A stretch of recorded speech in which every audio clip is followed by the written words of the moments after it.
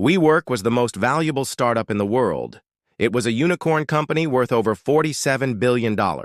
And at its peak, it was burning through cash like the 4th of July. But today, WeWork is one of the biggest failures in recent history. Its CEO, Adam Neumann, is seen as a fraud, and its investors are out billions of dollars. So how did this happen? How did the world's most valuable unicorn go from being worth billions to filing for bankruptcy? Adam Neumann was the kind of leader that demanded loyalty and praise. He expected his employees to work long hours, and they were encouraged to live a healthy lifestyle. Of course, by healthy, he meant not getting married or having children, which he referred to as shackles. During an all-hands meeting, Adam said, "If you want to be truly healthy, you can't have kids. That's just biological. You should have kids if you want to be unhealthy." His employees felt immense pressure to live a healthy lifestyle, and some even claimed that their performance reviews were based on their physical fitness. He also insisted that employees attend twice-daily meditation sessions and embrace the mantra of "do no harm."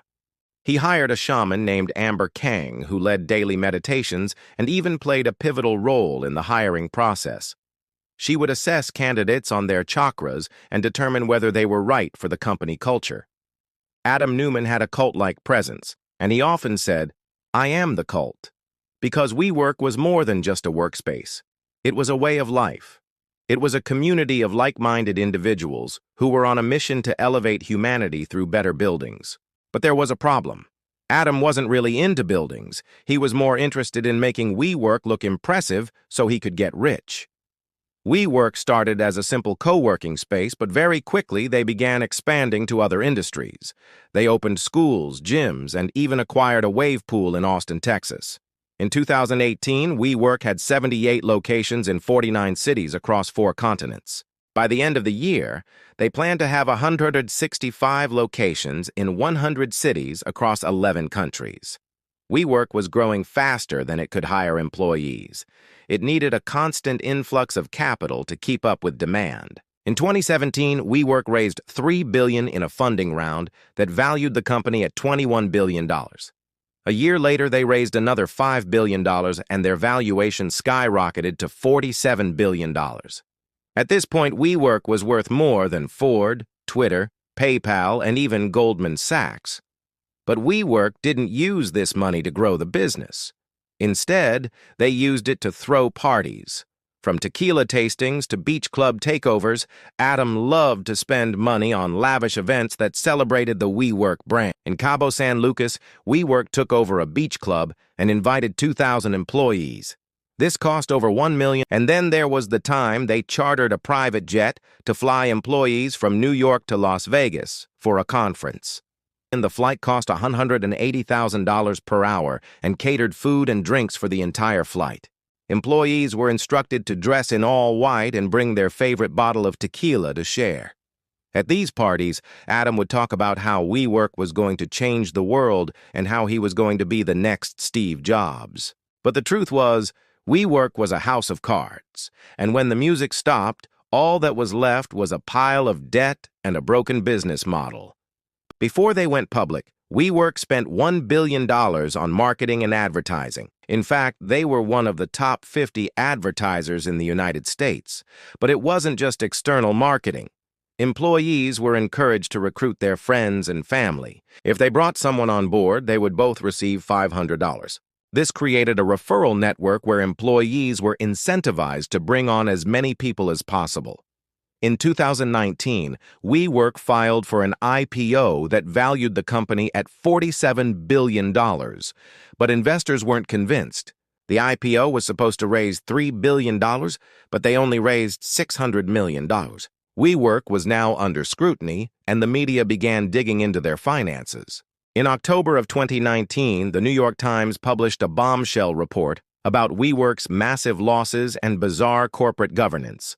The article detailed how Adam had taken huge loans against his stock in WeWork and how he lavished expensive gifts on employees.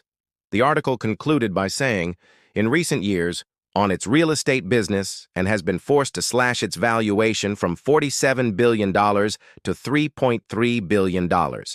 This negative press caused WeWork's valuation to plummet, and they were desperate for cash. SoftBank came to the rescue and bought out all of WeWork's investors for $3.3 billion. This deal gave SoftBank full control of WeWork, and they wasted no time in making changes. Adam Neumann was fired as CEO and replaced by Sandeep Mathrani, the former CEO of Brookfield Property Partners. Under SoftBank's leadership, WeWork underwent a major overhaul. They closed underperforming locations, laid off thousands of employees, and renegotiated their leases. But WeWork still needed a lot of money to stay afloat, and SoftBank bailed them out again with another $1.7 billion investment. This brings SoftBank's total investment in WeWork to $5 billion. When Adam was fired, he received a golden parachute that was worth hundreds of millions of dollars. This included stock awards, severance pay, and benefits. The golden parachute was so large that it sparked outrage among WeWork employees. Many of them felt that Adam had been reckless with the company's money, and it was unfair that he was being rewarded with such a large payout. But here's the thing. Adam wasn't the only one who received a huge payout. SoftBank also received a huge return on their investment. When they bought out WeWork's investors, they paid $3.3 billion for a company that was worth $47 billion just months earlier. This meant that SoftBank got WeWork at an 89% discount. The real losers in this situation are the investors who poured money into WeWork before SoftBank took over. They lost billions of dollars when the company went bankrupt and their shares became worthless. So what can we learn from this story? Well, first of all, don't fall victim to startup hype. Just because a company has a charismatic CEO and a cool product doesn't mean it's a good investment. WeWork may have looked like a promising startup, but in reality, it was a house of cards. Secondly, be wary of founder worship. Many investors put their money into WeWork because they loved Adam Neumann. They saw him as a visionary leader who was going to change the world. But in reality, Adam was just a cult leader who knew how to manipulate people into doing what he wanted. And finally, don't ignore financial reality. WeWork was losing billions of dollars every year, but investors kept pouring money into the company because they were so blinded by the hype. If they had taken a step back and looked at the financials, they would have seen that WeWork was a sinking ship. So what happens now? What happens to the people who invested in WeWork? Well, they're out of luck. The company is bankrupt and their shares are worthless. WeWork will likely emerge from bankruptcy as a much smaller company, and it's unclear if it will ever be successful. And if you want to hear about another high-profile company that recently went down in flames, then you'll love our next episode. Until then, I'll see you guys on the next one.